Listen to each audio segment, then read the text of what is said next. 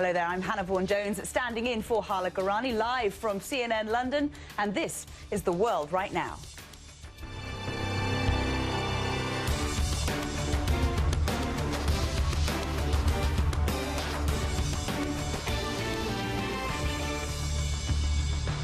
So Hillary Clinton is back in action today, saying she's excited to return to the campaign trail after being sidelined by pneumonia.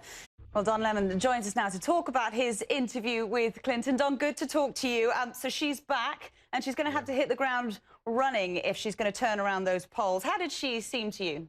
I mean, if you listen to her voice, she sounded much stronger. If you look at the video of her, she looks much better. And I think, you know, even she will admit, and she did during the interview, that she should have taken her doctor's advice earlier. Busy day in U.S. politics, lots to discuss. Let's bring in CNN political analyst John Avlon. He's editor-in-chief of the Daily Beast. John, great to talk to you. Let's talk about Clinton to start off with then.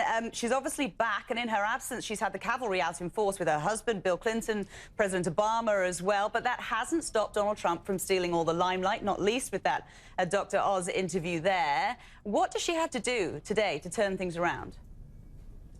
Well, look, I mean, she's coming off the worst week of her campaign by far because the collapse at Ground Zero really seemed to validate a lot of the conspiracy theories that have been pushed out about her health. Somebody who will be very dangerous with the nuclear codes in his hand.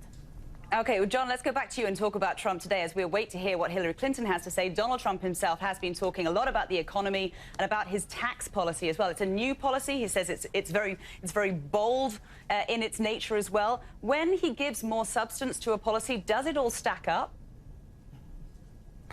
So, yes, he unveiled a new tax policy today at the New York Economic Club, and it's very much heavy on tax cuts and tax simplifications.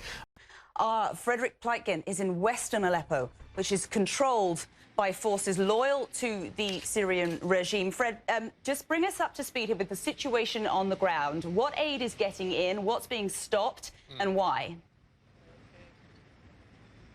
Well, so far, there's no aid getting into the eastern part of Aleppo, and the reason for that is that the trucks from the UN are actually still stuck at the border between Turkey and Syria. Why is it that we're so obsessed by presidential candidates and their health at the moment? Is it because we're dealing with two people who are in their late 60s, early 70s? Or is it because we've simply underestimated how physically tough the role of president is today? Yeah, it's a good question. I think part of it is the age of these two candidates. They would be the oldest, certainly, people to hold office if they get elected.